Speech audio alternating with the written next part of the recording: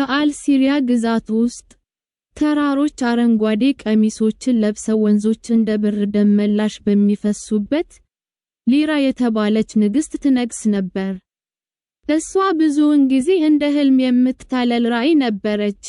ፀጉሯ ወርቅ ወይም ኤቦኒ ሳይሆን በብር ክር የሚወዛወዝ ጥልቅ፣ የሚለዋወጥ ግራጫ ቀለም፣ ረጅምና ልቅ በሆነ የብር ክር የሚለበስ፣ በሰረገላ ላይ ሳይሆን ኦብሲዲያን በተባለ ታላቅ ጥቁር የጦር ፈረስ ላይ፣ እጆቿ በጅማታቸው ላይ የሚያበሩ።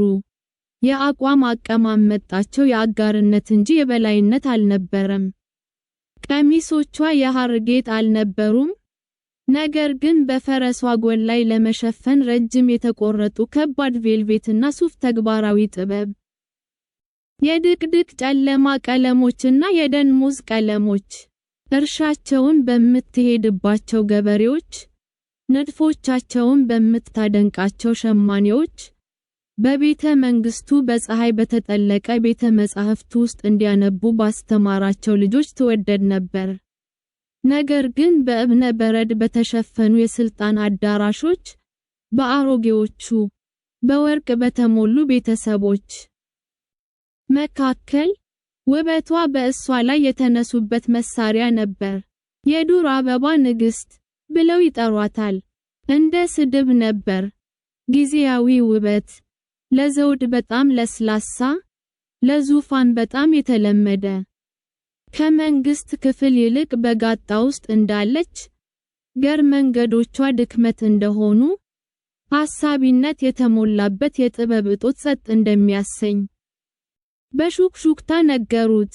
የዚህ ጸጥተኛ አመጽ መሪ ሎርድ ቫሪን ነበር።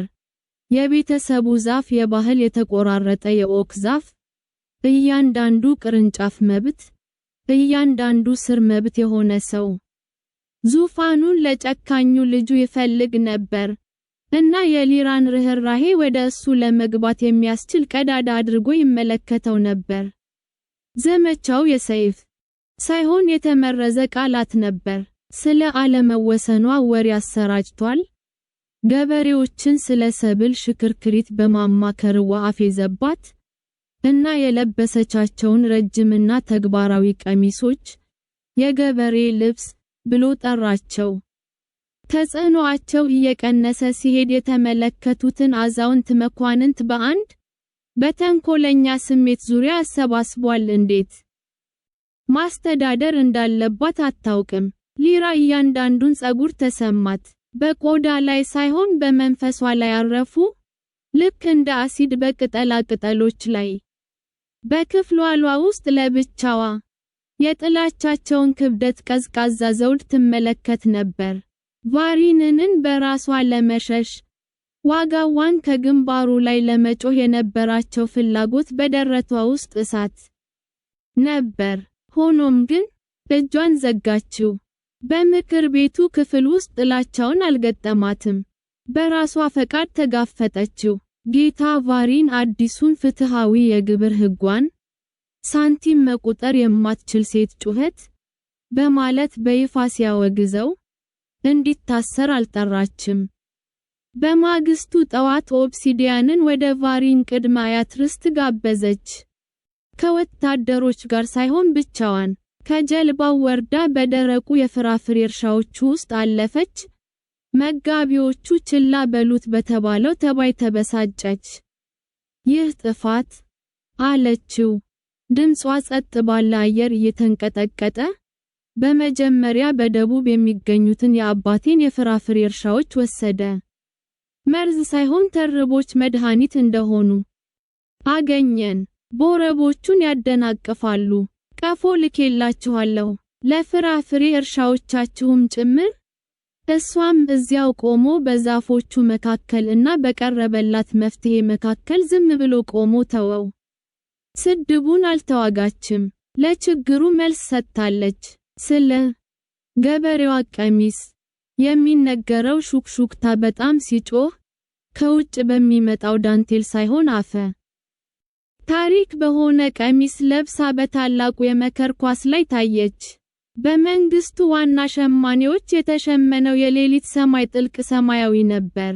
በቦዲው እና በጠመዝማዛው ባቡር ላይ የተሸመነው ትርጉም የለሽ ፊልም ሳይሆን የአልሲሪያ ካርታ፣ የወንዞቿ የብር ክር፣ የጫካዎቹ አረንጓዴ፣ የስንዴ ማሳዎቹ ወርቅ። መንግስቷን ለብሳ ነበር። እሷ በምታገለግለው ምድር ቃል በቃል የለበሰች ሉዓላዊት ነበረች። መልእክቱ ጸጥ ያለ፣ ግርማ ሞገስ ያለውና ሙሉ በሙሉ አውዳሚ ነበር። የዱር አበባ አልነበረችም፣ ሕያው አፈር ነበረች። ቫሪን ተቆጥቶ የመጨረሻውን እርምጃ ወሰደ። በዋና ከተማዋ ውስጥ የእህል እጥረትን ፈጥሯል። የተሳሳተ የግብርና ፖሊሲዎቿን ለመውቀስና ሁከት ለማስነሳት አቅዶ ድንጋጤ መባባስ ጀመረ።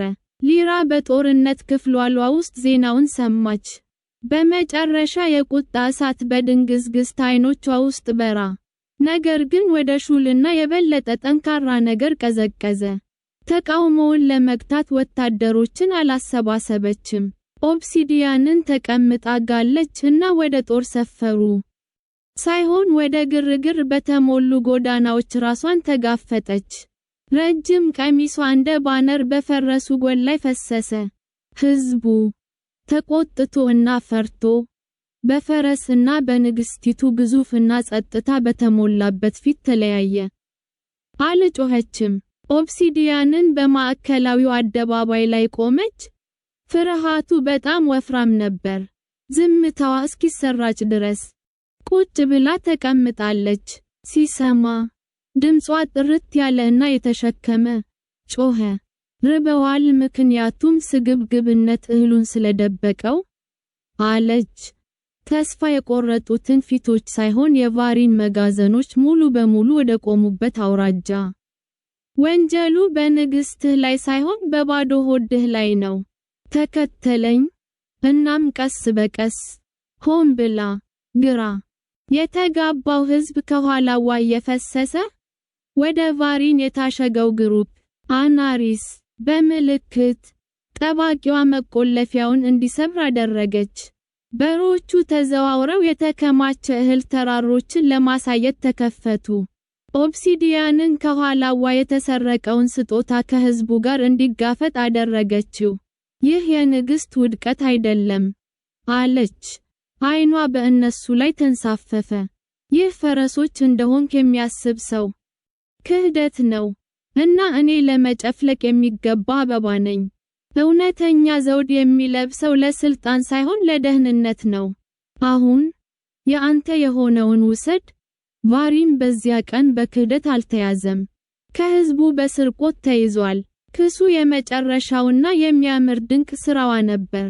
ሙሉውን አመጹን ለስልጣኗ ፈተና ሳይሆን በተገዢዎቿ ላይ እንደ ወንጀል እንደገና ቀርጻዋለች።